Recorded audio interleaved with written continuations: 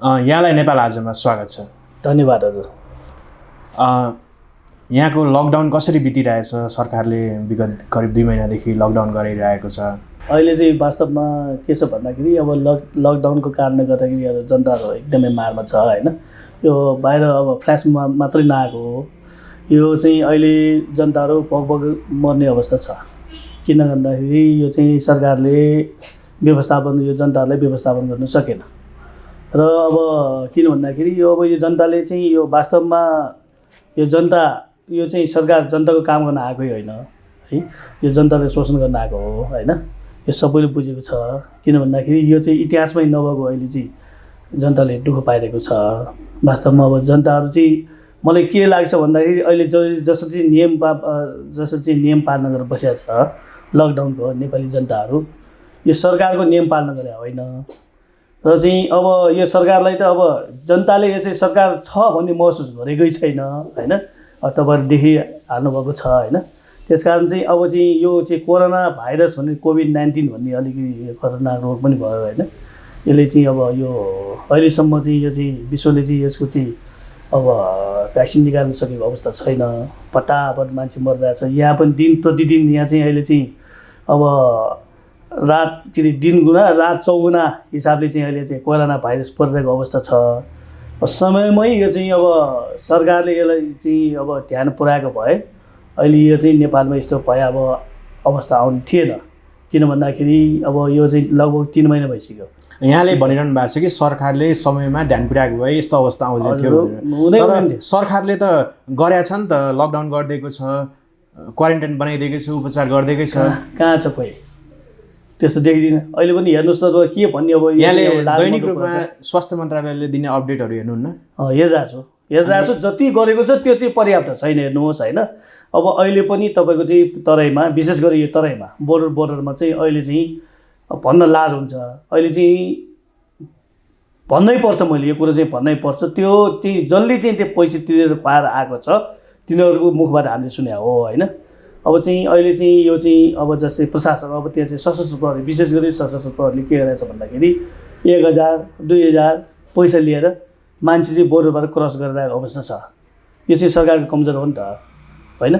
यसरी अब यो चाहिँ के भन्दाखेरि अहिले जसरी अब यहाँ चाहिँ समयमै यो क्वारेन्टाइन टाइममै चाहिँ चाहिँ बोर्डरहरू चाहिँ अब सिल गरेर भए होइन, यो भयावह अवस्था आउने थिएन। अब यहाँ हाम्रो एकजनाबाट 2जनाबाट सुरु भएको त अहिले 800 नागिसक्यो होइन कोरोना भाइरस। अब यो झन्झन बढ्दै जाने हो, घटेर जाने झन्झन बढ्दै जाने हो होइन।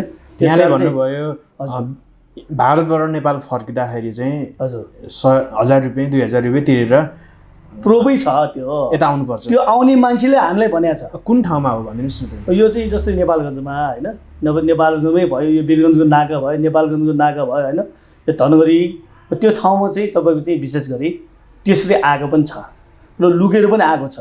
अहिले पनि तपाईँको चाहिँ त्यति टाइट जस्तो देखिँदैन हेर्नुहोस् है। त्यस कारण चाहिँ अहिले चाहिँ यो चाहिँ किन भन्दाखेरि यो सबै चाहिँ के भन्दाखेरि यो सरकारले जिम्मा लिनुपर्छ होइन। यो सरकार चाहिँ नालायक भएको कारणले गर्दाखेरि अहिले चाहिँ यो कोरोना भाइरस नेपालमा अब चाहिँ व्यापक फैलेको छ होइन। मैले भन्न आएको छु, यो चाहिँ लगभग मैले भने नि त, यो चाहिँ लगभग 3 महिना नागिसक्यो। विदेशमा सुरु भएको पटापट मान्छे, चाइनामा मान्छे मर्न सुरु भइसकेको थियो, इटलीमा त त्यहाँ मान्छे मर्न सुरु भइसकेको थियो, अमेरिकामा मान्छे मर्न सुरु भइसकेको थियो, बेलायतमा मान्छे मर्न सुरु भइसकेको थियो होइन। त्यो त सुरु भइसकेको थियो नि त। त्यही बेलामा तपाईँको इन्टरनेसनल फ्लाइट सबै रोकिदिएको भए होइन, र त्यो ठाउँमा बोर्डरमा चाहिँ तपाईँको चाहिँ सिल गरिदिए भए अहिले यो देश त हाम्रो चाहिँ नेपाल त्यो चाहिँ देश त कोरोना मुक्त देश हुन्थ्यो हेर्नुहोस् है। अब लगभग अब त्यहाँ चाहिँ हिजोबाट अब 5 जना, हिजो पनि हाम्रै ललितपुरमा 1 जना बित्नु भएको छ कोरोना भाइरस कारणले गर्दाखेरि होइन। त्यस कारण चाहिँ सरकारले अब तपाईँले भन्नुभयो होइन, अब यहाँ चाहिँ अहिले उ गरिरहेछ भनेर भन्नुभयो होइन। मलाई चाहिँ त्यस्तो लाग्दैन हेर्नुहोस्, यतिले पुग्दैन। अब यहाँ फटाफट विदेशमा यस्तो भइसक्यो, विशेष गरी साउदी अरब मुलुकमा होइन, विदेशबाट त्यहाँ चाहिँ अहिले चाहिँ तिम्रो नेपाल अहिले फर्काउनु तयार गरिरहेछन् हेर्नुहोस्। अब त्यो मान्छे तपाईँको चाहिँ आयो भने कसरी व्यवस्थापन गर्ने, उनीहरूलाई त्यो क्वारेन्टाइनमा राख्नु पऱ्यो। सरकारको तयारी छ कि छैन होइन। लाखौँ लाख मान्छे विदेश गएको छ। अब यहाँ चाहिँ के नभए पनि 20-25 हजार मान्छे तत्काल 1 हप्ताभित्र त नेपाल आउनेवाला छ। तिनीहरूको व्यवस्थापन कसरी गर्ने सरकारले, त्यो केही तयारी छैन। अब प्रधानमन्त्री भन्नुहुन्छ हामी चाहिँ त्यो विदेशमा भएको मान्छेले नेपाल त्यो ल्याउन सक्दैन भनेर भनिरहेछ नि त, हामीले चाहिँ मिडियामा सुनेका छौँ होइन। त्यस कारण चाहिँ यहाँभन्दामा विदेशमा बस्ने त्यो चाहिँ नेपालीहरूले चाहिँ दुःख कष्ट एकदमै भोगिरहेछ। उनीहरू चाहिँ जीवन मरणको चाहिँ अवस्थामा छ। यहाँले बोर्डर सिल गर्ने कुरा गर्नुभयो, तर यहाँले भन्नुभएको विदेशमा बसेको नेपालीहरू, भारतमा रहेका नेपालीहरू चाहिँ यहाँ ल्याउन दिनु हुँदैन भन्न खोज्नु भएको के हो? होइन, त्यो नल्याउनु भन्ने होइन, ल्याउनु पर्छ। त ल्याउनु पऱ्यो, त ल्याएर उहाँहरूलाई चाहिँ के क्वारेन्टाइनमा राख्नु पऱ्यो नि त होइन। ल्याउनु त ल्याउने, ल्याएर चाहिँ वाटै ल्याएर त्यहाँ उहाँहरूलाई चाहिँ व्यापक फैलाउने हो कि उहाँहरूलाई व्यवस्थापन क्वारेन्टाइनमा राख्नु पऱ्यो नि? त्यो तयारी छ सरकारको? म त देख्दिनँ। त्यो तयारी गर्नु पऱ्यो भन्नु खोजेँ मैले। ल्याउनु त ल्याउनु पऱ्यो। अब त्यहाँ चाहिँ तपाईँको के भन्दाखेरि हाम्रै नेपाली हो होइन, हाम्रै अब त्यहाँ चाहिँ नेपालको जनता हो, उहाँहरूको चाहिँ जीवन रक्षा हामीले गर्नुपर्छ होइन। विशेष गरी यो सरकारको भूमिका हो नि त, सरकारको दायित्व हो नि त यो। सरकारलाई यो विषयमा चासै छैन, कसरी त्यो कुर्सी टेकाउनु त्यो ध्यानमा मात्र छ सरकार होइन। त्यस कारण चाहिँ यो सरकारको भर पर्नु भनेको आफ्नो जीवन गुमाउनु हो, मलाई त्यो लाग्छ है। तर धेरै मान्छेले भोट दिएर बनाएको सरकार हो नि त यो। होइन दिए होइन, त्यो चाहिँ जसरी चाहिँ कस्तो भन्दाखेरि एउटा चाहिँ कस्तो भन्दाखेरि अब विडम्बना के छ भन्दाखेरि त्यही चुनावको टाइममा के भन्दा वामपन्थी त्यो अब जस्तै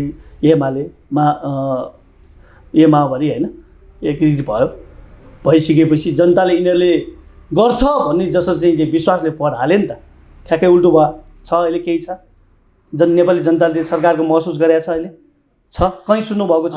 सरकारले भनेको छ नेपालीहरू कसैलाई पनि भोकै मर्न दिइँदैन, नेपालमा चराले पनि भोकै मर्नु पर्दैन भनेर प्रधानमन्त्रीज्यूले भन्नुभएको छ। खोइ त मरिरहेछ त खान नपाएर।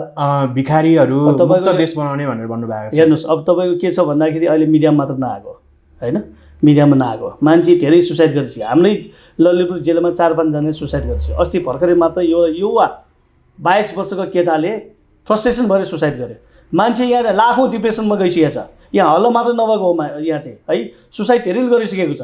यो हेर्नुहोस् अब यो चाहिँ किन भन्दाखेरि दिन प्रतिदिन यो लकडाउन त चाहिँ तपाईँको चाहिँ लम्बिन्छ। हेर्नुहोस् लम्बिसकेपछि अहिले त के छ र अब त्यो बल्ल चाहिँ लकडाउन भएको 2 महिना होइन, 2 महिना पुग्यो होइन। त्यसपछि तपाईँको यो लकडाउन लम्बिँदै जाँदाखेरि त्यो नेपाली जनताले के खाने, कसरी बस्ने? सरकारले व्यवस्थापन गर्छु भनेकै छ त। यो त विश्वासै नगर्नु, यो सरकारको र विश्वासै नगर्नु। यो सरकारले केही गरेर खाँदैन भने यो सरकार के व्यवस्थापन गर्छ तपाईँको देख्नु भएन? अनि यो चाहिँ 80 करोडको तपाईँ राहतलाई नेपाली जनताले राहत बाँध्यो भने होइन, त्यही कुहिएको चामल अनि 5 किलो चामल अनि नुन 1 पोका होइन, अनि तपाईँको तेल ½ किलो होइन, तेलले चल्छ कति दिनलाई टिक्छ त्यो? ठिक छ। त्यस कारण चाहिँ के छ भन्दाखेरि यो 80 करोडको जुन त्यो राहत प्याकेज त्यो राहत बाँधेर भनेको छ नि, यो त उम्ल्याएको मात्रै हो। उहाँकै पार्टीको मान्छेले भनिरहेछ, उहाँकै पार्टीको त्यो मान्छेले आरोप लगाइरहेछ, अरूले भन्नै पर्दैन नि।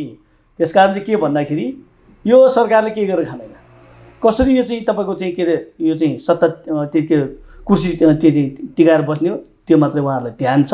तपाईँ एउटा राजनीतिक व्यक्ति हुनुहुन्छ। म एउटा हजुर, म नेपाली काङ्ग्रेसको कार्यकर्ता एउटा कार्यकर्ता हुनुहुन्छ।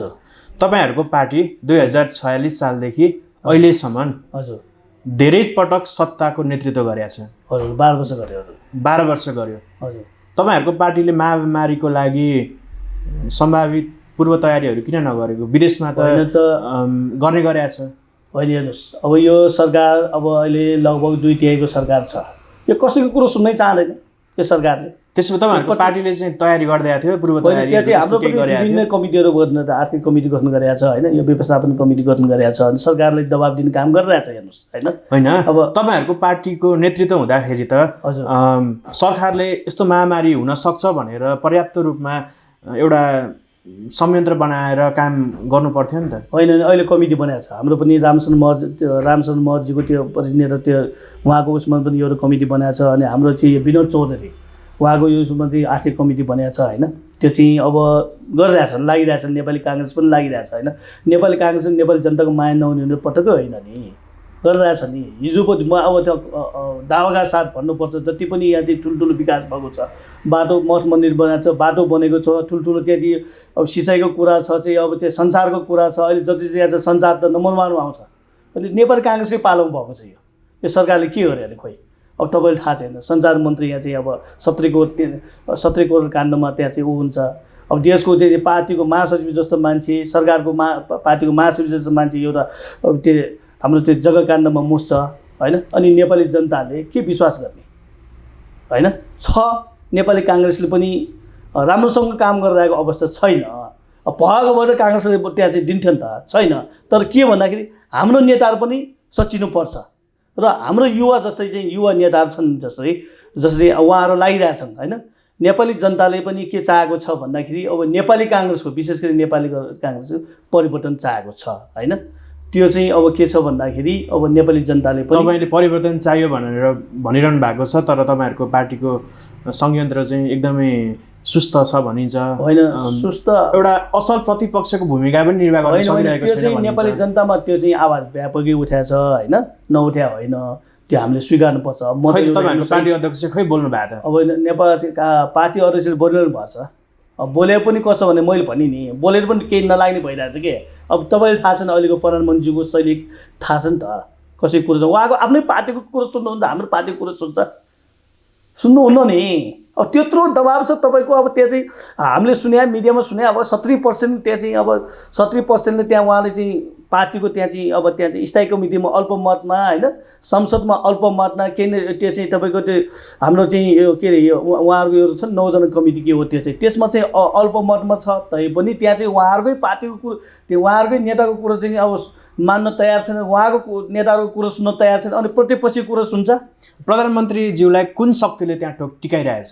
अब हेर्नुहोस्, त्यहाँ एउटा गिरोह छ, त्यहाँ गिरोह छ, त्यहाँ सल्लाहकार छन्, सल्लाहकारहरू छन्, उहाँलाई बिगारेको। अब त्यहाँ चाहिँ अब त्यो सल्लाहकारले हो, त्यहाँ एउटा गिरोह छ कि गिरोहहरूले उहाँले बिगारेको छ। त्यो एउटा चाहिँ समूह छ उहाँहरूको होइन, त्यो समूह छ। समूहको बाहेक कसै कुरो सुन्ने होइन।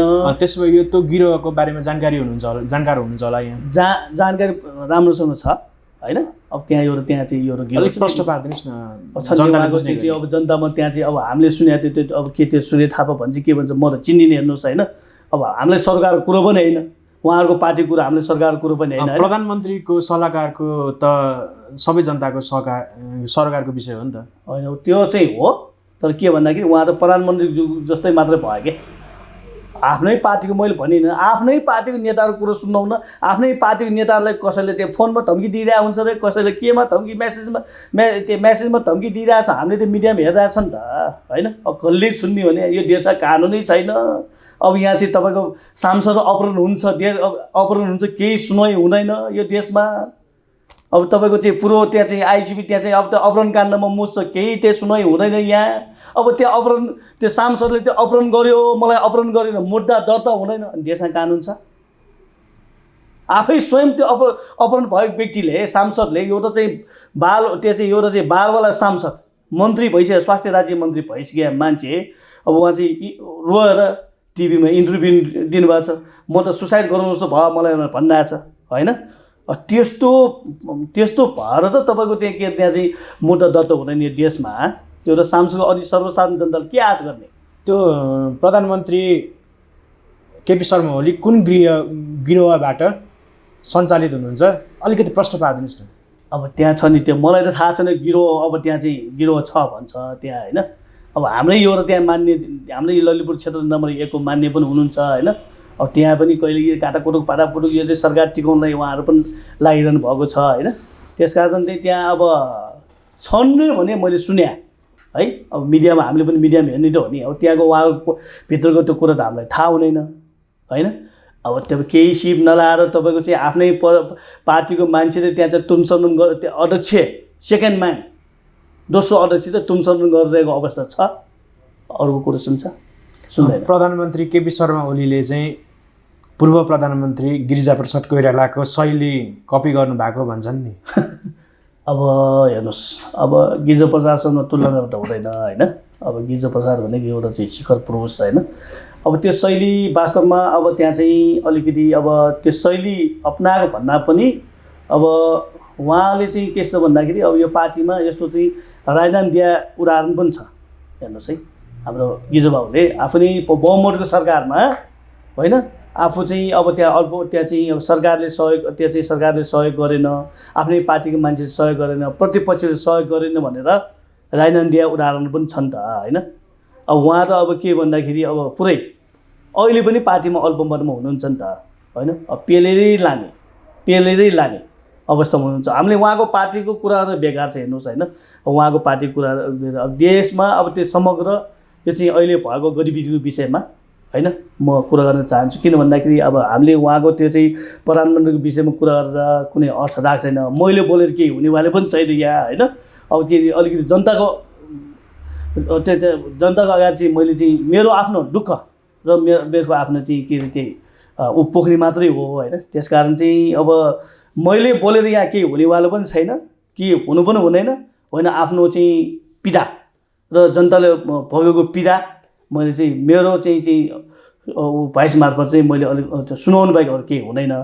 त्यसकारण चाहिँ मलाई के लाग्छ भन्दाखेरि अब त्यहाँ चाहिँ त्यत्रो जानुभन्दा पनि अहिलेको देशको परिस्थिति विषयमा गर्दाखेरि राम्रो हुन्छ कि जस्तो मलाई लाग्छ। तपाईँले जनस्तरमा काम गरिरहनु भएको छ, जनतासँग जोडिरहनु भएको छ। हजुर। आफ्नो प्रधानमन्त्रीले हजुर के गरिदिए हुन्थ्यो जस्तो लाग्छ तपाईँलाई? आफ्नो प्रधानमन्त्री भन्दा अघि अहिलेको प्रधानमन्त्री पनि आफ्नै प्रधानमन्त्री हो। प्रधानमन्त्री त पार्टी विशेषको मात्रै होइन। आफ्नो प्रधानमन्त्री कसरी भन्ने भने अब नेपाली जनताले त्यहाँ चाहिँ मानेकै छैन भन्दैछु। अब त्यहाँ चाहिँ कसैले स्वीकार्न तयारै छैन। हेर्नुहोस् अहिले तपाईँको लकडाउन नभइदिए भए अहिले यहाँ चाहिँ आन्दोलनको खोलो भएको थियो। हेर्नुहोस् लकडाउन नभएको भए ज्यानको माया सबैले हुन्छ। मैले भने नि यो सरकारको नियम पालन गरेकै होइन भने यो चाहिँ नेपाली जनताले पालन गरेकै होइन। किन भन्दाखेरि अब मेरो कारणले म भनौँ न, म बाहिरतिर जताततै घुम्न जान्छु, एउटा कोरोना भाइरस सङ्क्रमण व्यक्ति भेट्यो र उसको चाहिँ मलाई चाहिँ कोरोना सर्यो भने त मेरो घरको परिवार सबैले सर्ने भयो नि त। मेरो कारणले मेरो परिवारको सबै ज्यान जानु भयो नि त। नेपालमा त केही छैन त्यस्तो औषधि। अब यहाँ चाहिँ तपाईँको चाहिँ त्यत्रो विकसित मुलुकमा त यहाँ चाहिँ पटापट मान्छे चाहिँ त्यहाँ मृत्यु भइरहेको अवस्था छ। यहाँ के छ तयारी? केही छैन।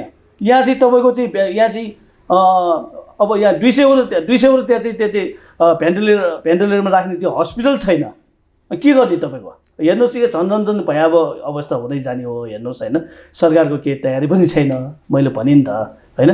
अब यहाँ चाहिँ यो चाहिँ तपाईँको चाहिँ यो देशमा त्यसकारण चाहिँ अरूभन्दा पनि यो चाहिँ सरकारको नियम पालना गरेर भन्दाखेरि आफ्नो जिउ ज्यान जोगाउनुतिर होइन, आफ्नो परिवार जोगाउनुतिर लागिरहेछन् नेपाली जनताहरू। तर यो सरकारको लकडाउनको पालना गरे होइन, त्यो बिल्कुलै होइन। किन भन्दाखेरि यो सरकारको भरै छैन। यहाँहरूले चाहिँ के गर्नुभयो? अब हामी त हेर्नुहोस् अब त्यहाँ चाहिँ हामी पनि त अब त्यो पालना गर्नु पऱ्यो नि। अब ज्यानको माया त सबैले हुन्छ। यहाँ मेरो मात्रै कुरा छैन, यहाँ मेरो बालबच्चा पनि कुरा छ, मेरो परिवारको पनि कुरा छ। मेरो कारणले त मेरो त्यहाँ चाहिँ बालबच्चादेखि लिएर मेरो परिवारले सबै त्यहाँ चाहिँ ज्यान खतरामा पर्ने भयो नि त। त्यसकारण चाहिँ म चाहिँ सुरक्षित भएर बसेको छु। मेरो काम भनेको अहिले तपाईँको घर या हाम्रो यो लनखेल डोजो, यो मैले स्थापना गरेको डोजो हो यो होइन। म यहाँ बस्छु, दिनभरि यहाँ बस्छु होइन, सरसफाइ गर्छु होइन। त्यसपछि बेलुका एकैचोटि घर जान्छु। र अर्को कुरो के भन्दाखेरि अब यहाँ चाहिँ लकडाउनमा मैले भन्नै पर्ने हुन्छ। एक दिन चाहिँ यहाँ चाहिँ हाम्रो महालक्ष्मी मन्दिर अगाडि यो डोजोबाट यहाँ चाहिँ तपाईँको चाहिँ 50 मिटर टाढा छ, धेरै टाढा पनि छैन। म एक दिन त्यहाँ चाहिँ अब महालक्ष्मी मन्दिरमा चाहिँ म दर्शन, त्यो मन्दिर त बन्द छ अहिले। अनि मैले के सुनेँ भने त्यहाँ परेवा लगभग त्यहाँ हजारौँ परेको छ, त्यहाँ परेवा चाहिँ भोकै भयो। कोही अब मन्दिर बन्द भएको कारणले गर्दा त्यहाँ चाहिँ अब त्यहाँ चाहिँ मकै चामल खुवाउनु भने कोही भएन। म चाहिँ त्यो चामल त्यहाँ चाहिँ 5 किलो जति चामल बोकेर त्यहाँ चाहिँ म चाहिँ त्यहाँ परेवालाई भोकै मार्नु हुँदैन भनेर म त्यो चामल त्यहाँ चाहिँ खुवाउन गएको थिएँ। अनि त्यहाँ मन्दिरमा चाहिँ के छ भन्दाखेरि लाइनै त्यहाँ चाहिँ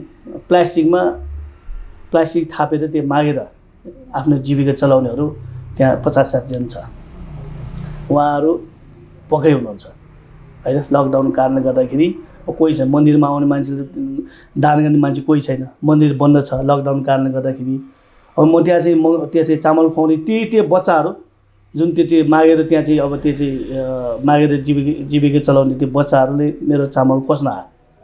हेर्नुहोस् होइन, मैले त्यो परेवालाई खुवाइरहेको थिएँ चामल खोज्न। अङ्कल यो चामल हामीलाई दिनुहोस्, हामीलाई पनि खानलाई छैन भनेर मैले त्यो चामल त्यहाँ चाहिँ यसो चाहिँ छर्दै थिएँ। त्यही चामल खोसेर त्यहाँ चाहिँ लियो त्यो बच्चाहरूले, 6-7 जना बच्चाहरू आए होइन। त्यही मागेर खाने बच्चा, मागेर खानेको त्यो छोराछोरीहरू उहाँहरू। अनि त्यसपछि मैले लाइनै देखेँ। देखेपछि तपाईँहरूले कसरी चाहिँ यहाँ खाइरहनु भएको छ भनेर भन्दा हामी त भोकै छु भनेर भन्नुभयो। ए ल ठिक छ, तपाईँहरू अहिले खान पाएको छैन भन्नुभयो। त्यसपछि ल मलाई माया जाग्यो, दया जाग्यो। ल तपाईँहरूलाई हाम्रो डोजो नजिकै छ, र तपाईँहरूले चाहिँ बिहान बेलुका खाना खुवाउनु, यहाँ खाना खुवाउँछु त्यहाँ चाहिँ, र तपाईँहरू आउनुहोस् भनेर भने त्यही दिनबाट सुरु गरेँ। उहाँहरू फोरी अब त्यहाँ माग्नेहरू कस्तो हुन्छ। मैले सेउ र साबुन किनेर ल्याएँ, सेउ र ब्रस किनेर ल्याएँ, नुहाउन दिएँ। चौर त्यत्रो छ हाम्रो, फुटबल खेल्ने चौर। यस्तो कामको टाइममा हाम्रो यहाँ पानीको समस्या छैन, यो डोजोमा इनार खनिरहेछ होइन। अनि नुहाउनु लगाएँ, लुगा धुन लगाएँ। अनि त्यसपछि चाहिँ तपाईँको चाहिँ खानासाना खुवाएँ, बिहान बेलुका खाना खुवाएँ। डेली हप्ताको एकचोटि मासु खुवाउने, डेली खुवाउनु थालिसकेपछि त्यहाँ चाहिँ हामीले सुरु गरिसके, सबैले सुरु गर्यो। यहाँ नजिकै सबै सुरु गर्यो।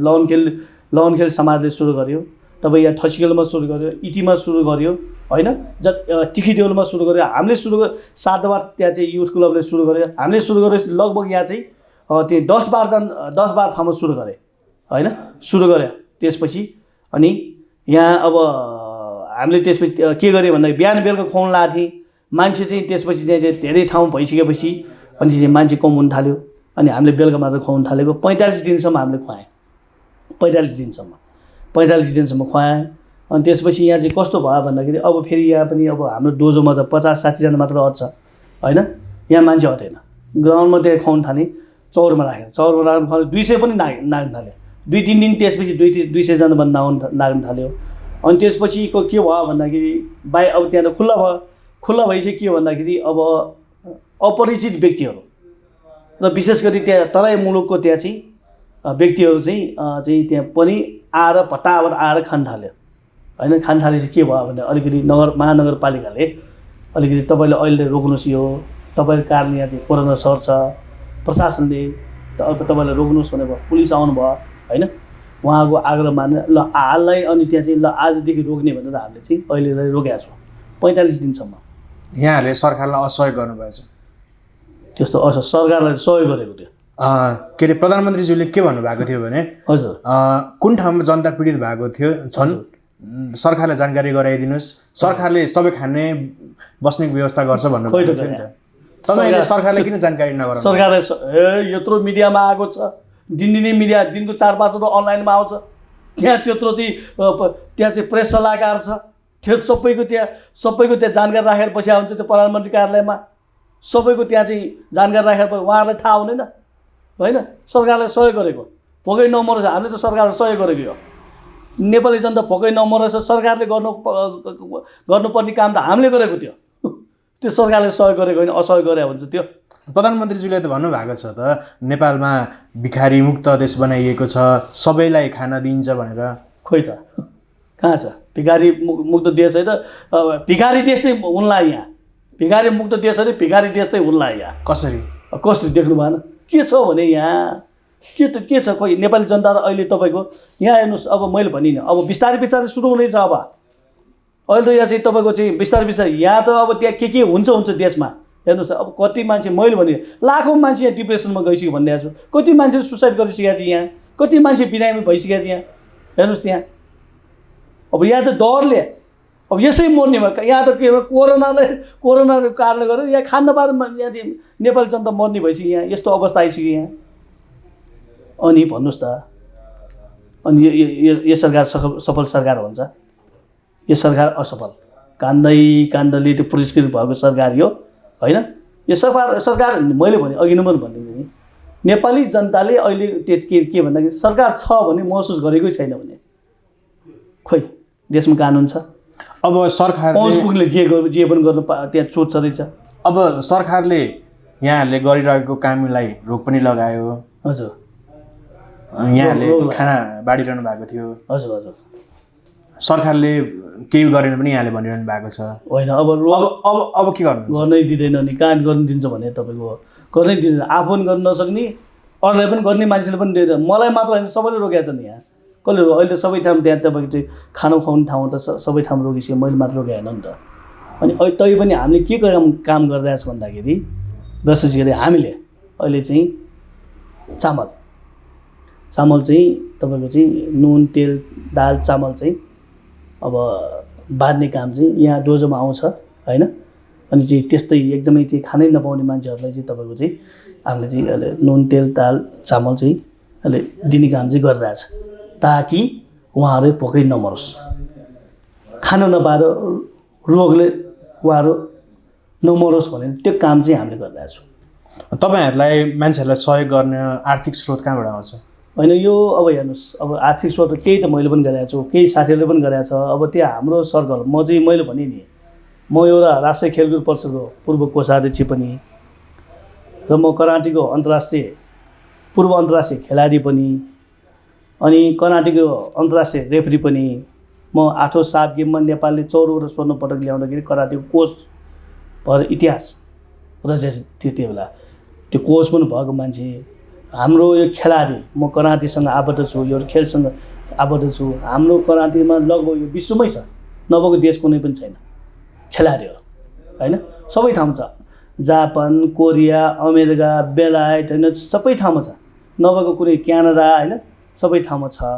अनि मैले यो गरे जुन पुण्य काम छ नि त्यो देख्छ, मिडियामा देख्छ नि त केही साथीहरूले। अब जस्तै हङकङ त्यो मकाउमा त्यो हाम्रो मैले त्यहाँ चाहिँ हाम्रै खेलाडी साथीहरू, हाम्रै जुन मैले ट्रेनिङ गराएका साथीहरू अब उहाँहरूले सहयोग गरेको छ होइन, पैसा पठाइदिएको छ होइन। कोही अब साथी चाहिँ हामीले यो काम गरेर देखेर मेरो चेला जस्तै अब सबैले सहयोग गरेको छ। मेरो आफ्नै त्यो व्यक्तिगत पैसा होइन, किन भन्दाखेरि हाम्रो सर्कल ठुलो छ। म खेल क्षेत्र ब्याकग्राउन्डको मान्छे। हाम्रो लगभग कराटेमा सितोरो कराटेमा तपाईँको चाहिँ लगभग 5 लाख जति खेलाडी छन् होइन। अहिलेको नेपालको तपाईँको खेलकुदको प्रतिष्ठा भनेकै यही कराटे हो। विगतको साग गेममा देख्नुभयो, अस्ति साग गेममा होइन त्यत्रो गोल्ड मेडल ल्याएको छ होइन। त्यसकारण चाहिँ हाम्रो सर्कल ठुलो छ, त्यो साथीभाइले हामीलाई सहयोग गर्छ, त्यसरी हामीले गरिरहेछौँ। यहाँ त खेलाडी कराटेको खेलाडी हजुर अलिकति कराटे भन्ने बित्तिकै मान्छेहरू डराउँछन् पनि। हजुर कराटे त्यो पञ्चायत कालमा हो, त्यो अहिले छैन त्यस्तो। पञ्चायत कालमा सरकारमा बसेको पदाधिकारीलाई यसो हान्यौ जस्तो लाग्दैन कहिले? अब त्यहाँ हान्यो भने त गोली हान्छ यो सरकारको भर। तपाईँलाई लाग्छ कि लाग्दैन? कस्तो कुरा अब त्यस्तो हारले हानेर हुने कुरा हो र होइन। अब त्यस्तो अब त्यो यो खेल भनेको कस्तो भने कसैले देखाउनलाई गर्ने होइन होइन, आफ्नो देशको अब त्यहाँ चाहिँ पहिचान गराउने हो होइन। मैले भने नि त त्यो खेल कसैलाई हान्नलाई कसैले ठड्काउनलाई यो खेल्ने होइन होइन। अब एक त के आफ्नो अब स्वास्थ्यको लागि पनि खेलिन्छ, एक त के भन्दा आफ्नो अब खेल क्षेत्र मार्फत चाहिँ आफ्नो देशको चाहिँ पहिचान गराउने हेटुली पनि खेलिन्छ होइन। त्यो चाहिँ अब सरकारलाई हान्नलाई खेल्ने होइन, यो आफ्नो चाहिँ देशको त्यहाँ चाहिँ पहिचान गर्नलाई खेल्ने हो। मौका मिल्यो भने त हान्ने पनि गर्नु भएको छ होला नि त होइन। अब पहिले हेर्नुहोस्, अब मौका मिल्यो भने अब त्यहाँ चाहिँ अब यो मान्छेले जन्मिदिए मैले भनिदिँदै आएको छु होइन। मान्छेले जन्मिदेखि सबै कुरो सिकेर आएको हुँदैन होइन, ऊ नाङ्गै जन्मिन्छ र उसलाई चाहिँ के हुन्छ भन्दाखेरि ऊ हुर्किँदै आएपछि अब म चाहिँ उसलाई लाज हुन्छ के, लाज हुन्छ नि त। अब मैले चाहिँ प्याड लाएर हिँड्नुपर्छ, कट लाएर हिँड्नुपर्छ होइन, लाज हुन्छ नि त होइन। त्यो मान्छे परिवर्तन समयअनुसार परिवर्तन भएर जान्छ कुरो त्यो। पहिला अलिअलि हान्ने काम चाहिँ अलिअलि गर्नु होइन, अलिअलि त मिडियामा पनि आउँछ। अब अहिले पनि मलाई डनको आरोप लगाइरहेको छ हेर्नुहोस् है होइन। किन भन्दाखेरि अब मिडियाले अब विशेष गरी मैले भने नि त अब यो चाहिँ कस्तो भने अब यो म पनि चोखो छु म भन्दिनँ। बाल्यकालमा अब तपाईँको यङ अवस्थामा टिन एजमा होइन अलिकति काटाकुटुक पाटापुटुक हुन्थ्यो न, स्कुल पढ्ने बेलामा हुन्थ्यो। किन भन्दाखेरि त्यो जानेर गरे होइन, त्यो मैले भने नि त्यो जानेर गरे होइन होइन। अब कि त्यो टिन एज भनेको सबैको एक टाइम त्यस्तो हुन्छ। के भन्दाखेरि अहिले त्यो चिजबाट म धेरै टाढा छु हेर्नुहोस्, लाज हुन्छ नि त। म त अहिले के भन्दाखेरि मान्छेले भन्ने नि अब जानेरै गएपछि त्यहाँ चाहिँ अब बुझ्दै गएपछि त्यहाँ चाहिँ नचाहिने काम होइन, नराम्रो काम छोड्दै जाने, राम्रो काम गर्दै जाने हो होइन। म चाहिँ अहिले टोटल पुरै राजनीतिमा छु, सामाजिक सेवामा छु होइन। मैले धेरै ठाउँमा यसो चाहिँ दुखी गरिब जनतालाई मैले बच्चैदेखि तपाईँले बुझ्नुभयो हुन्छ होइन, यो दुखी गरिब जनताले खान नपाउनेहरूलाई धेरै सहयोग गर्दै आइरहेको छु। अब त्यहाँ 72 सालको महामारी भूकम्पमा पनि विशेष गरी हाम्रो ललितपुर क्षेत्र नम्बर 1 दोस्रो कर्णालीको रूपमा लिने गरिन्छ। कति ठाउँमा अहिले पनि गाडी पुग्न सकिरहेको अवस्था छैन। सब त्यहाँ चाहिँ अब त्यहाँ फेरि पक्की घर हुँदैन है, सबैको जस्ता घर होइन, काठको घर हुन्छ, त्यो सबै घर वर्गे। अब खान धेरै त्यहाँ मान्छेको त्यहाँ बिजोग भयो हेर्नुहोस् है। त्यो बेलामा त्यस्तो ठाउँमा ट्रकका ट्रक लिएर मैले चाहिँ राहत बाँड्न गएको थिएँ। प्रत्येक गाउँमा पुगेको थिएँ। एउटा दुईवटा गाउँ बाहेक सबै गाउँमा पुगेको थिएँ हेर्नुहोस् है। किन भन्दाखेरि मैले भने नि मेरो काम भनेको जनताको सेवा गर्ने हो। म एउटा राजनीति प्रहरी पक्कै हो। के आरोप लाग्छ भने हजुर राजनीति गर्नेलाई खेलाडीहरूको मार्फत खेलाडीलाई परिचालन गर्छ भन्नु खोज्नु भएको तपाईँ चाहिँ खेलाडीबाट राजनीतिक कर्मी हुनुभएछ नि त। हजुर होइन, कस्तो भन्दाखेरि अब मैले भने नि अब यो खेल भनेको चाहिँ आफ्नो सीमा हुन्छ। सीमा यो सधैँ चाहिँ तपाईँको चाहिँ अब आफ्नो टिममा टिनेज हुन्छ। यो खेल्ने भनेको तपाईँको किन सबभन्दा आफ्नो शरीर पनि कुरा हुन्छ होइन। 60 वर्ष मैले गेम खेल्छु भने सम्भव हुन्छ? हुँदैन नि। 50 वर्षमा मैले यो चाहिँ गेम जित्छु भने सम्भव हुन्छ? हुँदैन। कति वर्ष पुग्यो? मैले चाहिँ तपाईँको म अहिले 49 वर्ष पुगेँ। मैले यो अब 49 वर्षको उमेरमा मैले 20 वर्षको त्यहाँ चाहिँ केटासँग भर्खरको कलिलो त्यहाँ चाहिँ अब टिनेजको केटासँग मेरो स्टामिनाले भ्याउँदैन, मेरो टेक्निकले भ्याउँदैन होइन, भ्याउँदैन नि। अब त्यो गर्छु भने सम्भव हुन्छ? उसँग म चाहिँ के अरे उसलाई जित्छु भनेर गेममा जित्छु भने सम्भव हुँदैन नि होइन। त्यस कारण चाहिँ त्यो उमेरको कुरा हुन्छ होइन। अब मेरो चाहिँ खेलकुदको त्यहाँ चाहिँ अब जति सीमा छ होइन त्यो मेरो समाप्त भयो। किनभने म अब त्यहाँ चाहिँ विगत जस्तो म हुनै सक्दिनँ। मेरो 20 वर्षको उमेरमा जस्तो म त 20 वर्ष बुर्सुन जस्तो थिएँ। साथीभाइले थाहा छ म त्यस्तो राम्रो थिएँ। म त्यस्तो फास्ट किक त्यतिकै मेरो फास्ट, पञ्च त्यतिकै फास्ट। त्यो 20 वर्षको अगाडि कुरा अहिले म गर्न सक्दिनँ नि। यहाँलाई डनको पनि आरोप लाग्यो होइन? अब डनको आरोप त खेलाडी मिडियाले खेलाडी पनि कसरी लाग्यो भन्नुहोस् न। होइन, डनको आरोप चाहिँ मिडियाले कसरी लाग्यो? मैले अब ल म भन्नुहोस् न, म अरू डन जस्तो म चाहिँ तपाईँको अब जस्तो डन लागेको मान्छे म त्यहाँ चाहिँ खोरमा परेको छु। मैले गलत गरेको भए मलाई राज्यले छोड्छ। यो पनि 2 सरकारले कसलाई चाहिँ बाँकी राखेको छ होइन, मलाई छोड्छ। मैले अपराध गरेको भए मलाई छोड्छ होला। हेर्नुहोस् म एउटा चाहिँ के भन्दाखेरि युवाहरूको नेतृत्व गर्ने मान्छे। म तरुण दलमा खेलकुद विभाग भए तरुण दलमा केन्द्रीय समितिमा बसेर म 10 वर्ष काम गरेको मान्छे। म खेलकुद ब्याकग्राउन्डको भने मेरो चेला चपेटा हजारौँ छन्। नेपालको टप खेलाडीहरू सबै अहिले पनि नेपालको टप खेलाडी सबै मेरो चेला हो। मैले प्रशिक्षण दिएको त्यो खेलाडीहरू हुन्। कोही के पदमा छन्, कोही के पदमा छन्, को केमा छन्, त्यो सबै मैले बनाएका थिएँ खेलाडीहरू हुन्। हेर्नुहोस् मेरो चाहिँ के भन्दाखेरि म नराम्रो मान्छे पनि होइन र मेरो खेलकुद ब्याकग्राउन्ड अहिले पनि मलाई खेलकुदमा हस्तीको रूपमा लिन्छ। तपाईँले बुझ्नुभएको हुन्छ। के भन्दाखेरि त्यसमा हुन्छ भयो के भन्दाखेरि मेरो हजारौँ खेलाडी हजारौँ म चाहिँ अब एउटा चाहिँ युवाहरूको नेतृत्व गर्ने पनि त्यो के हुन्छ भन्दाखेरि तपाईँको अब त्यसमा सबै राम्रो हुँदैन। मेरो चेला त कोही इन्जिनियर पनि छ, कोही पाइलट पनि छ, कोही डाक्टर पनि छ, कोही अलिअलि हातहरू गर्ने पनि छ।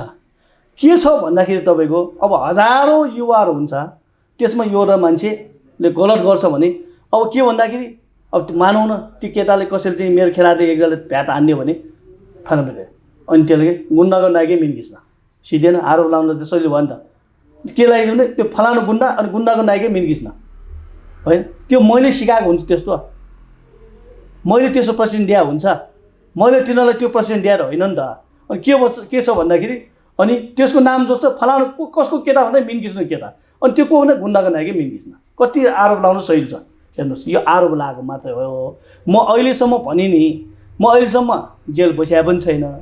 अब युवा अवस्थामा अलिअलि त्यहाँ चाहिँ अब गल्ती गरे होला त्यो अवस्थामा योभन्दा 30 वर्ष अगाडि कुरो गर्दैछु मैले। त्यो अवस्थामा एक दिन 2 दिन चाहिँ मलाई चौकीमा राखे होला। त्यसपछिको उसमा म एक्चुअली खोरमा परेको पनि छैन, म जेल बसिया पनि छैन, मैले अपराध गरे पनि छैन। अनि म डन हुने देखाउनुहोस् न। नेपालमा कस्तो खालको फेसन जस्तो भइरहेको छ भने कोही प्रहरी अधिकृत रिटायर भइसके पछाडि राजनीतिमा जाने, खेलाडी रिटायर भइसकेपछि राजनीतिमा जाने, कर्मचारीहरू रिटायर भएपछि राजनीतिमा जाने। तपाईँ पनि खेलबाट रिटायर भएपछि राजनीतिमा जानुभयो। अब यो के भने राजनीति भनेको कुरा चाहिँ पुरै समाजसेवा हो। हेर्नुहोस् सामाजिक कार्य हो होइन। त्यसकारण के भन्दाखेरि अब यसले चाहिँ कसैले राजनीतिलाई पेसा बनाएर खाइरहेछन्।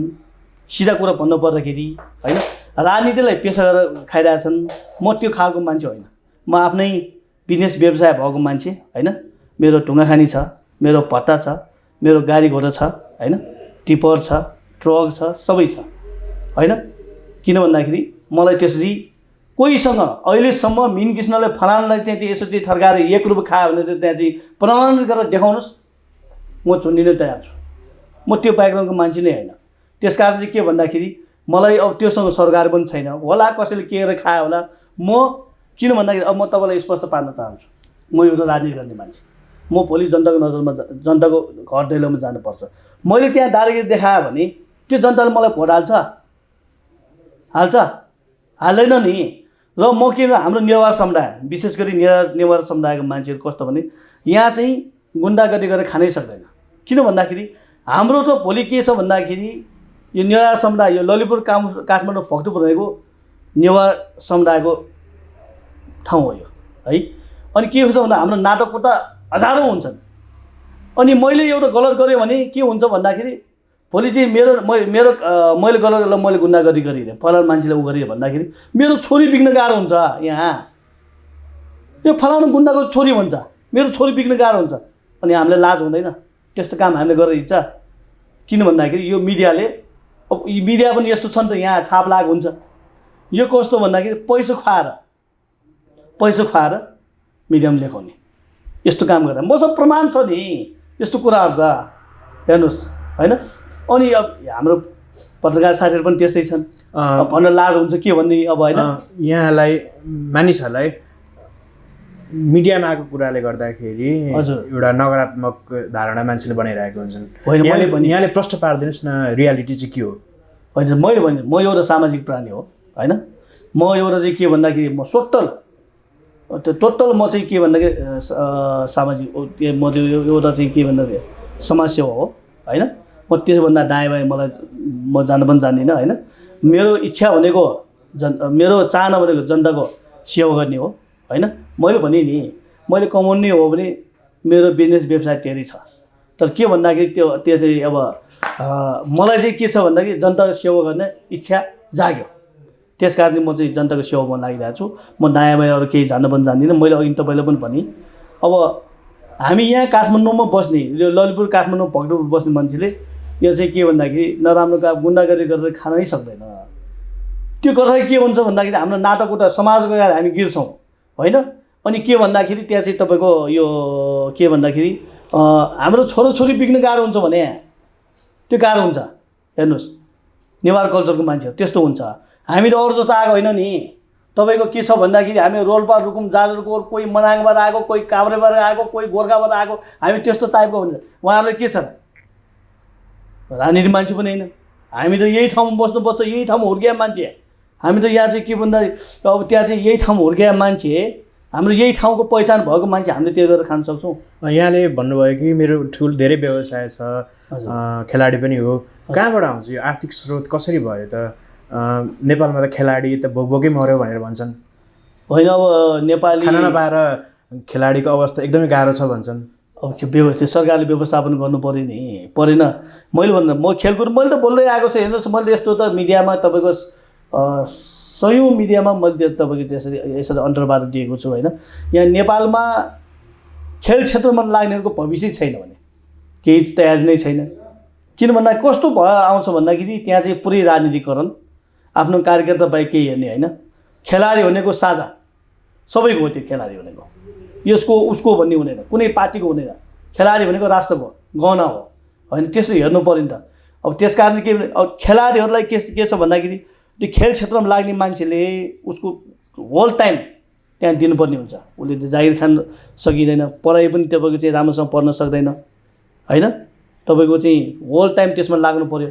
लागिसकेपछि के हुन्छ विदेशमा हेर्नुहोस् न तपाईँको कस्तो छ खेलाडीको भविष्य। तर तपाईँको त पर्याप्त रूपमा धन सम्पत्ति छ भन्छ नि मान्छेहरू। अब कसरी भयो त त्यत्रो धेरै? अब त्यो चाहिँ अब त्यो जग्गा पनि निकै छ अरे। जग्गा केही त्यस्तो छ, त्यस्तो केही पनि होइन।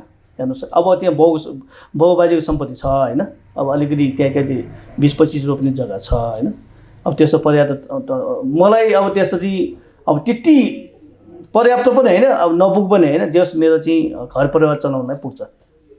कुरा चाहिँ त्यो हो होइन। मसँग अरू जस्तो अरबपट्टि पनि होइन, म करोडपट्टि पनि होइन होइन। म अलिअलि बिजनेस गर्छु, बिजनेस गरेर तपाईँको चाहिँ अलिकति अब मलाई चाहिँ अब तपाईँको चाहिँ आफ्नो घर खर्च चलाउनै गाह्रो छैन। 25-30 रोपनी जग्गा हुने त अरबपति होइन र काठमाडौँ होइन, त्यो बाउबाजेको मेरो होइन, त्यो बाउबाजेको, मैले कमाएको होइन त्यो। हाम्रो दाजुभाइ 5 जना छ, अब 5 जनालाई बाँड्दाखेरि कति पर्छ त? 5 रुपियाँ पर्छ मलाई होइन। त्यो बाउबाजेको सम्पत्ति हो त्यो, मेरो होइन। मैले कमाएको होइन। आगामी दिनमा के गर्ने गर्नु भएको छ? मैले आफै दान गर्ने गरिरहेको छु पनि भनिरहनु भएको थियो अघि। हजुर, दान आफै खानेकुरा खुवाउने होइन, मेरो कामै मेरो कामै पनि गरिब दुखी जनताको सेवा गर्ने हो भने म त्यस्तो मान्छे। हेर्नुहोस्, गरिरहेको छु, मैले बच्चैदेखि गरिरहेको छु, अहिलेदेखि मात्र होइन, गरिरहेको छु। साथीभाइ छ, हाम्रो टिम छ होइन। यस्तै सामाजिक कार्यमा लाग्नुपर्छ, यस्तै समाज सेवामा लाग्नुपर्छ भन्ने खालका साथीहरू छन्। मैले भने नि होइन, मैले साथीभाइ कमाएको छु। मैले भन्दाखेरि साथीभाइले नाइ भन्दैन होइन, यस्तो काम नाइ भन्दैन, सहयोग गर्छ। अहिले पनि गरिरहेछ, भोलि पनि गर्छ, पर्सि पनि गर्छ। र के भन्दाखेरि मलाई एकचोटि यो देशमा यो देशको चाहिँ एउटा चाहिँ अब नेतृत्वमा पुगेर यो देशको त्यहाँ चाहिँ आफ्नो पहिचान, राष्ट्रको पहिचान, आफ्नो पहिचान र मेन किस्म के हो, मेन किस्म चाहिँ साँच्चीकै यो चाहिँ सामाजिक कार्यमा चाहिँ परिपक्व रहेछ भन्ने त्यहाँ चाहिँ म चाहिँ त्यो चाहिँ देखाउन चाहन्छु। खेलकुदमै फर्क्यो फेरि हामी नेपाली खेलाडीहरूको के कस्तो समस्या छ? यहाँ त धेरै खेलाडी भन्दा पनि राजनीति गर्ने मान्छेले खेल्न आउँछन् भनेर सुनिन्छ, के हो यो विषय? अब हेर्नुहोस्, अब त्यहाँ चाहिँ अहिले चाहिँ राष्ट्रिय खेलकुद परिषदमा, विशेष गरी त्यहाँ राष्ट्रिय खेलकुद परिषद सदस्य सचिव, कार्यकारी प्रमुख हुने सदस्य सचिव हो, त्यहाँ मन्त्रीको पनि त्यति भ्यालु हुँदैन त्यहाँ।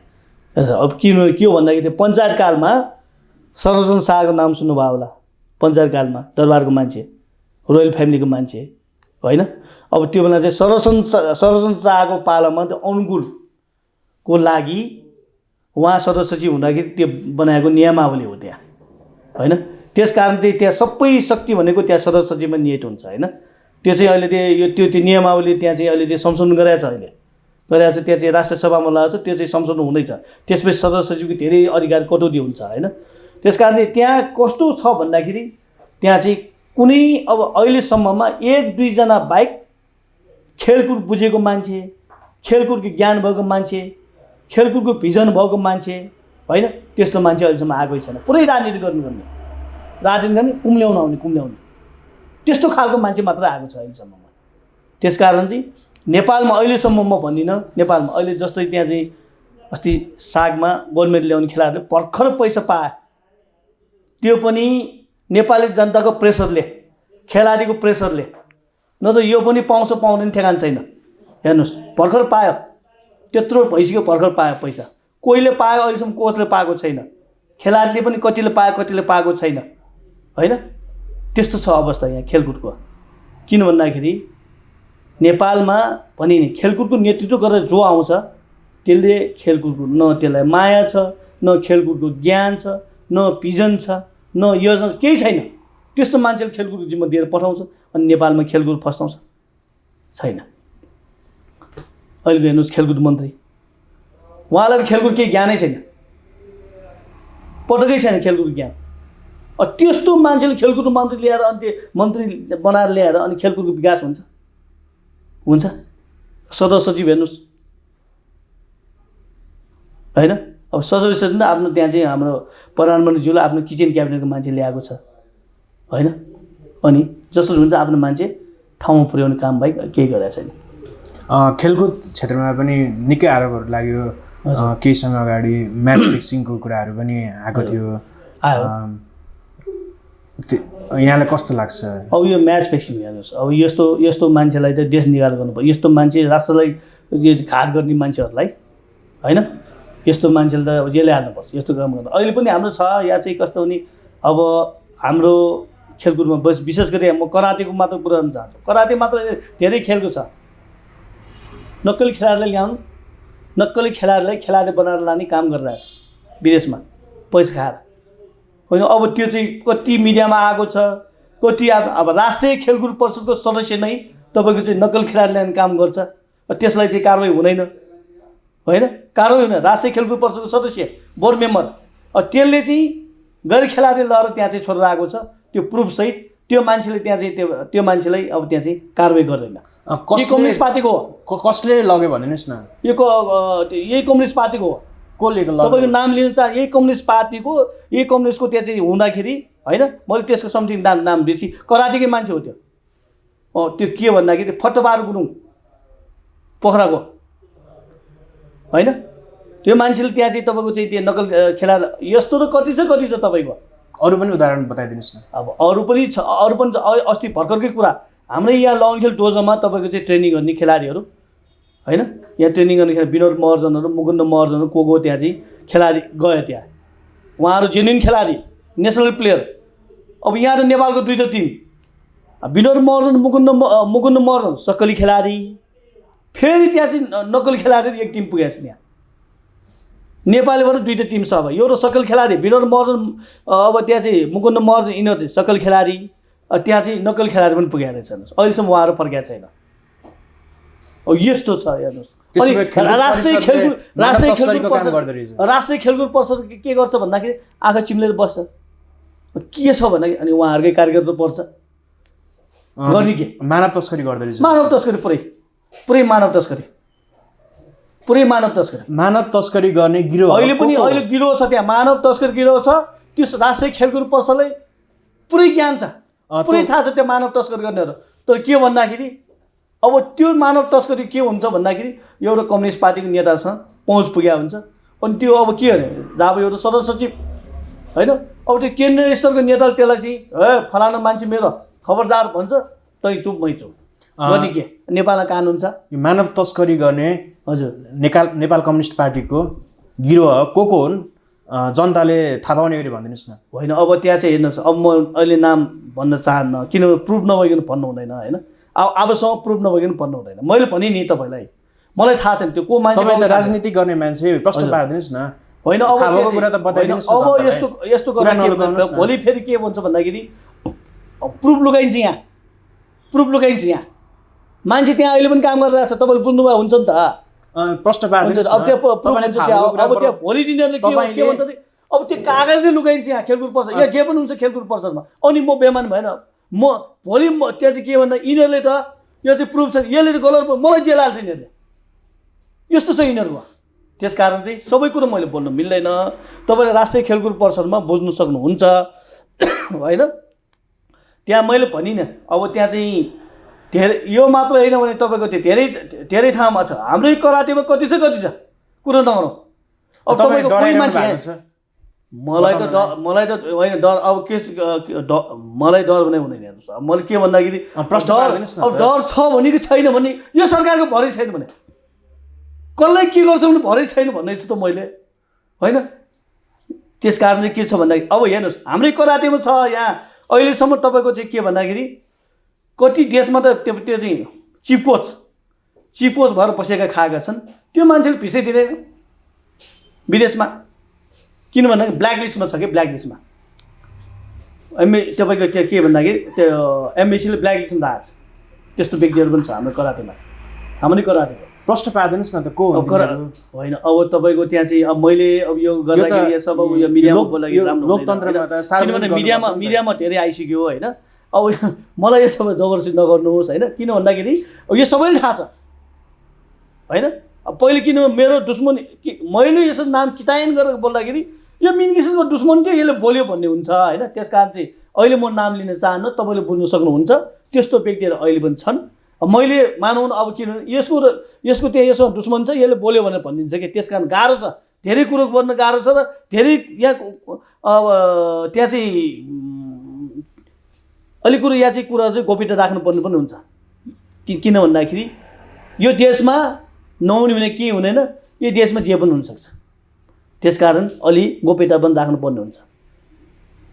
अब व्यापकै छ, तपाईँ मिडियामा कति आएको छ यहाँ, तपाईँ पनि अब यहाँ चाहिँ कस्तो हुन्छ राष्ट्रिय यहाँ सुन्नुहोस्, तपाईँ पनि त्यो गिरोहसँग मिल्नु भएको त छैन नि। मिन किसिमले त्यस्तो काम गर्छ, मिन किसिमले मैले त्यस्तो काम गर्ने हो मैले यिनीहरूको भण्डाफोर गर्छु होइन। तर मैले तपाईँको हेर्नुहोस् मिडियामा हेर्नुहोस् न, मैले यो कुरो त तपाईँको चाहिँ 2-3 वर्ष यहाँ चाहिँ हाम्रो चाहिँ खेलकुदमा त्यति मेन पावरको धन्दा भयो, मेन पावरको धन्दा भयो भनेर बोल्दै आइरहेको छु मैले। अब केही सुनै हुँदैन, केही हुँदैन। अनि बोलेर के म मात्र छुछु भएन, छुछु भयो नि त। म तपाईँले त एउटा कङ्ग्रेसको कार्यकर्ता भएर नेकपाले गरेको गल्तीलाई लुकाइदिनु। अब यस्तो किनभने यो प्रतिपक्षको यसले चाहिँ जे पनि बोल्छ भनेर भनिदिन्छन् होइन, त्यस कारण चाहिँ अब हामीले धेरै बोल्नु पनि राम्रो हुँदैन। नडाटिकन के हो ठ्याक्क प्रश्न पारिदिनुहोस् न। कस्तो कुरा सर? त्यो नरादी भन्नाले कुन कुरा? यो नेकपाले प्रायोजन गरेको संरक्षण गरेको मानव तस्करीको गिरोह। अब नेकपाले भनेर ठ्याक्कै भन्न मिल्दैन होइन। त्यस कारण चाहिँ राष्ट्रिय खेलकुद पर्सनमा मेन पावरको धन्दा हुन्छ, त्यति मात्रै भन्न मिल्यो। नेकपाले त्यसै अब त्यो नेकपा जोड्या छ छैन मलाई थाहा। यति कुरो चाहिँ के हो भन्दाखेरि त्यो राष्ट्रिय खेलकुद पर्सनलाई पुरै त्यो जानकारी छ। त्यो जानकारी हुँदा त्यो नक्कली खेलाडी गएको पनि थाहा छ होइन। त्यो नक्कली खेलाडी गरेर त्यहाँ काम पनि गरिरहेछ होइन। त्यो खेलाडी होइन, फेरि त्यस्तो मान्छे गरेर काम गरिरहेछ। त्यो राष्ट्रिय खेलकुद पर्सनलाई सबै त्यो चाहिँ ज्ञान पनि छ। तपाईँको भयो के भन्दाखेरि हुन्छ के भन्दाखेरि तपाईँको त्यो नक्कली खेलाडी पठाउने गिरोहको नायकी कुनै नेतासँग उसको चाहिँ राम्रो हिमचिम हुन्छ, हिमचिम। अनि के भन्दाखेरि राष्ट्रिय खेलकुद पर्सनको अनि त्यो मान्छे अनि त्यसलाई चाहिँ अलिकति अब त्यस्तो त स्पष्टीकरण त कतिमा आएछ, कति हराएछ। अनि के हुन्छ, ए त्यो फलाना मान्छे है त्यो फाइल क्लोज गरिदियो भन्छ, फाइल क्लोज सिद्धियो। त्यो चाहिँ कसले लग्छ? राष्ट्रिय खेलकुद परिषदले नक्कली खेलाडी बनाएर राष्ट्रिय खेलकुद परिषद अरू संस्थाले लान्छ होइन। जस्तै राष्ट्रिय खेलकुद परिषदले त्यो लाने चाहिँ होइन है। राष्ट्रिय खेलकुद परिषद सर्वोच्च निकाय हो। राष्ट्रिय खेलकुद परिषद जस्तै मानौँ म एउटा सङ्घको प्रेसिडेन्ट भए अनि मैले प्रेसिडेन्टले त्यो राष्ट्रिय खेलकुद परिषद सदस्यहरूले चिन्दैन थियो।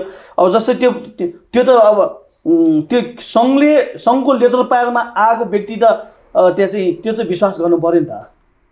गलत त्यो लेख्ने गलत गर्ने नि, त्यो सिफारिस नक्कल खेलाडी भने सिफारिस गर्ने गलत गर्ने नि त। त्यो मान्छे केही त्यो चाहिँ मुस्या छ के हाम्रै यहाँ हेर्नुहोस्। त्यस्तो काण्ड त कति यहाँ चाहिँ लाएछ, कति प्रकार त भएको छ यहाँ खेलकुदमा, कतिले निकालेको छ। यहाँ हाम्रो यहाँ करातेमा त्यहाँ त्यति पदाधिकारी त्यहाँ मेन पावर धन्दामा लागिरहेछ। कुन चाहिँ सङ्घमा छैन? सबै सङ्घमा छ। कराते महासङ्घ भनेको हाम्रो 4वटा विधा सितोरियो, वाडोरियो, गुजोरियो, सोटोकान होइन, 4वटा हाँगा छ होइन। यो 4वटा हाँगा, यो 4वटा हाँगामा त्यहाँ चाहिँ तपाईँको चाहिँ मेन पावर तस्करी हुन्छ। म अरू भन्दिनँ। अब आगामी दिनमा यहाँको कराटे मात्र होइन, यहाँ चाहिँ सबै त्यो खेलमा चाहिँ मेन पावर धन्दा भइरहेछ हेर्नुहोस् त्यहाँ होइन। त्यस कारण चाहिँ यस्तो व्यक्तिलाई चाहिँ तपाईँको चाहिँ यो खेलकुद पर्सनले कारवाही गर्नुपर्छ। अब झन् त्यो दिन्छ झन् त्यो पुरस्कार दिए जस्तो झन् चाहिँ मनोबल बढाइन्छ। तपाईँ खोजनीति गर्नु राष्ट्रिय खेलकुद पर्सनमा, म तपाईँलाई चाहिँ गोप्य रूपमा भन्छु नाम। अहिले यहाँ किन सार्वजनिक गर्ने होइन? सार्वजनिक गर्दाखेरि त्यो त्यहाँ चाहिँ तपाईँको चाहिँ मैले त्यहाँ चाहिँ उसलाई दुश्मनी फेराएको हुन्छ। म गोप्य रूपमा तपाईँलाई नामै भनिदिन्छु, यसले मेन पावर गर्छ, यसले यो नक्कली खेलाडी पठाएको छ भनेर म तपाईँलाई चाहिँ गोप्य रूपमा दिन्छु। अनि तपाईँले राष्ट्रिय खेलकुद पर्सनमा चाहिँ बुझ्नुहोस् होइन। अनि त्यसपछि तपाईँले त्यहाँ चाहिँ अनि यसरी नै मिडिया मार्फत टिभी लाएर त्यहाँ चाहिँ सदस्य सचिव लाएर तेह्र खेलकुद मन्डललाई तेह्र उहाँहरूले जवाब दिने ठाउँ हुँदैन। किनभने उहाँहरू खेलाडी नै होइन, त्यो गएको मान्छे खेलाडी नै होइन। अहिले पनि काम गरेर बसिरहेको छन् कति मान्छे कति के। यहाँले एकदम निकै महत्त्वपूर्ण कुरा भन्नुभयो। अब यहाँ त राजनीतिमा हुनुहुन्छ, हजुर आगामी दिनमा यहाँहरूको अरू योजना के छ? कसरी सामाजिक र राजनीतिक जीवन अगाडि बढाउने? अब हेर्नुहोस्, अब मेरो त मैले भने नि अब हाम्रो विशेष गरी ललितपुर क्षेत्र नम्बर 1 दोस्रो कर्णाली भने नि कति ठाउँमा अहिलेसम्म गाडी गर्नु कति त तपाईँको त्यहाँ गाडी एक्सिडेन्ट भएर त्यहाँ चाहिँ मृत्यु भएको हुन्छ। हाम्रो ललितपुर क्षेत्र नम्बर 1 मा अहिले भएको जनप्रतिनिधि केही गर्न सकेको छैन। किन भन्दाखेरि अब गर्छु आएको होइन, गर्ने के राजनीति ज्ञान हुनु पऱ्यो नि हुँदैन पनि। एउटा चाहिँ तपाईँको चाहिँ अब पुलिस फोर्स ब्याकग्राउन्डको मान्छे आएर त्यहाँ चाहिँ चुनाव लड्न आएको छ, चुनाव जितेको छ, एउटा सेम्पैथी। अब त्यो बेला अलिकति गल्ती भएकै हो, गल्ती भएकै हो। त्यो बेलामा त्यो गल्ती के मान्यो भन्दाखेरि अब उहाँ त आइजिपीको दावेदार होइन, आइजिपीको दावेदार थियो नि त नवराज सिलवाल, बनाइदिएन। ट्याक्क फेरि हाम्रो केपी कम्युनिटी यस्तो कुरामा धेरै माइ सिपालु यस्तो कुरा टक्क टिपेर लग्यो होइन। ल पार्टीबाट टिकट दियो, अब सिम्पाथी थियो। उहाँ फेरि नवराज सिलवाल यही ललितपुरवासी गोरौरीको हुनुहुन्थ्यो। कुहाँ मलाई शेरबहादुरले अन्याय गर्यो, मेरो नेपाल काङ्ग्रेसले अन्याय गर्यो भनेर कुहाँ रोएर जनताको सिम्पाथी लियो, भोट जित्यो होइन। आखिरमा जनताले पनि उहाँलाई राम्रोसँग चिनिसक्नु भयो। राजनीति गर्नु त्यति सजिलो छैन। नवराज सिलवालले अहिले के गर्छ? राजनीति गर्नु त्यति सजिलो छैन सर, राजनीति गर्नु त्यति सजिलो छैन। राजनीति गरेर जनताको जुत्ता पनि खानुपर्ने हुन्छ, जनताको गाली पनि खानुपर्ने हुन्छ, जुत्ता पनि खानुपर्ने। उहाँ त्यो स्वभावको हुनुहुन्न। उहाँ एउटा पुलिस ब्याकग्राउन्डबाट आएको व्यक्ति होइन, उहाँको त्यो स्वभाव छैन। उहाँले के गरिरहनु भएको छ अहिले? उहाँको कुरा जनतासँग मिलेर काम गर्नु भएको छ छैन? अब उहाँको कुरा उहाँ जानु। अब त्यहाँ चाहिँ उहाँले के गर्यो मलाई थाहा छैन। किनभने ललितपुर क्षेत्र नम्बर 1 मा मैले भने नि त्यहाँ हुनुपर्ने विकास जसरी हुनुपर्ने तीव्र गतिमा हुनुपर्ने, किनभने पहिलो प्राथमिकतामा राख्नुपर्छ त्यो ठाउँ। दोस्रो कर्णाली भने नि त मैले हेर्नुहोस्, यहाँ हाम्रो ललितपुर क्षेत्र नम्बर 2 र 3 जस्तो होइन। ललितपुर 1 नम्बर क्षेत्र, ललितपुर क्षेत्र नम्बर 2 र 3 त तपाईँको 2 घन्टामा सबै घुम्न सक्छ। पुरै क्षेत्र घुम्न सक्छ 2 घन्टामा। त हाम्रो ललितपुर क्षेत्र नम्बर 1 भनेको कस्तो भन्दाखेरि तपाईँको एउटा गाउँ जानलाई दिनभर लाग्छ। एउटा वडा जानलाई अहिले त तपाईँको गाउँ र वडा भइसक्यो होइन। एउटा गाउँपालिकाको एउटा वडा जानलाई दिनभर लाग्छ। हाम्रो ललितपुर क्षेत्र नम्बर 1 तपाईँको सिन्धुलीको बोर्डर पर्छ, काभ्रेको बोर्डर पर्छ, मकवानपुरको बोर्डर पर्छ हाम्रो ललितपुर क्षेत्र नम्बर 1। त्यो त सहिलो छैन। तर के भन्दाखेरि त्यहाँ जति तीव्र रूपमा विकास हुनुपर्ने थियो त्यो हुन सकेको छैन। अन्त्यमा हजुर के भन्न चाहनुहुन्छ सम्पूर्ण यहाँको मतदाताहरूलाई? मतदाता भन्दा पनि अहिले चाहिँ दुःख भएन। अहिले यो भन्दा पनि के भन्दा अब नेपाली जनताहरू त्यो राजनीति अहिले भन्दा पनि नेपाली जनताहरू जीवन मरणको अवस्थामा छ होइन। यो कोरोना भाइरसको कारणले गर्दाखेरि यहाँ चाहिँ अब सरकारले समयमै ध्यान नपुर्याउँदाखेरि होइन अहिले चाहिँ जनता भयावहको अवस्थामा छ। जनताहरू जीवन मरणको लडाइँ लडिरहेको छ होइन। त्योभन्दा पनि सरकारलाई म के चाहिँ अब हुन त हाम्रो कुरो सुन्नेवाला त छैन होइन। के यो दुईटियाको डम्ब छ होइन। अब यो चाहिँ अब घमण्डले त्यहाँ चाहिँ परिपूर्ण यो सरकार होइन। मेरो चाहिँ के आग्रह भन्दाखेरि उहाँहरूको बुद्धि फिरोस् होइन। म यही उहाँहरूलाई सुझाव दिन चाहन्छु। नेपाली जनतालाई यसरी चाहिँ दुःख कष्टले यसरी चाहिँ म चाहिँ नपारिदिनु होला। नेपाली जनताको चाहिँ उद्धार गरिदिनु होला।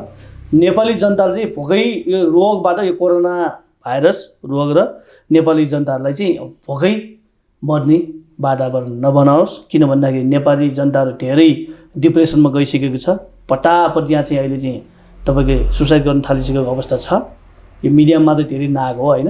त्यस कारण चाहिँ नेपाली जनताको चाहिँ जीवन रक्षा गर्न म उहाँहरूलाई सुझाव दिन चाहन्छु। यहाँले समय दिनुभयो, धेरै धन्यवाद। धन्यवाद तपाईँले पनि। यो चाहिँ अब हाम्रो नेपाल आज जुन यो चाहिँ अनलाइन टिभीलाई जसरी अब आफ्नो यो चाहिँ कुरा राख्ने अवसर दिनुभयो, तपाईँहरूलाई पनि म विशेष धन्यवाद दिन चाहन्छु।